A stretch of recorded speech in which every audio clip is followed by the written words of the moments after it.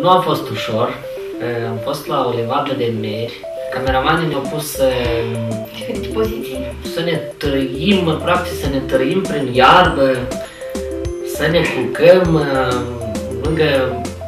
să pozăm lângă copaci. A fost foarte, foarte greu, aș vrea să spun. Ceva foarte activ. 1, 2, 3! Hai că vă punem nota 10 la educație fizică. Hai! Dă-mi tava, ori veți să arăt. Hai! Era foarte cald,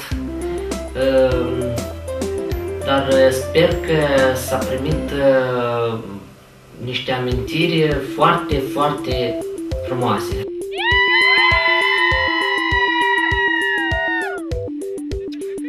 Vârâncica mea de onoare, Tatiana, care este cea mai bună prietena mea de la facultate, m-a ajutat foarte mult în pregătirile pentru mireasă. S-a arătat a fi o ființă blândă, săritoare la nevoie. M-a ajutat foarte mult, a ajutat pe mămica mea să mă pregătească să fiu o mireasă aleasă.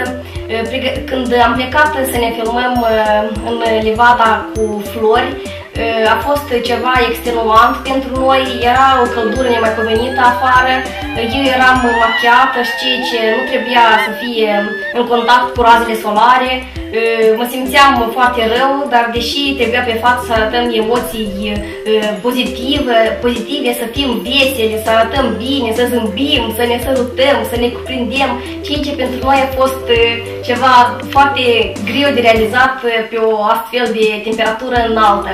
Însă vârnecei pe care i-am avut la nuntă au fost săritori la nevoie, veseli, ne-au susținut, au pozat împreună cu noi, au mers cu noi prin țărnă, prin colb.